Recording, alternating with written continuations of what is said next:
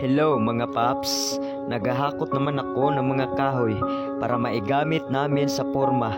Ang kahoy na ginabas na binibili namin sa hardware, ang kataason sa kahoy na ginabas ay 12. Tapos yung ino-order namin na kahoy 60.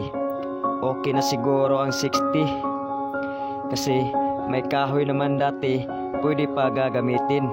Kasya na siguro yun para sa second floor. Sa second floor naman, makikita nyo mga paps, gagawa pa kami ng time beam para sa kilid.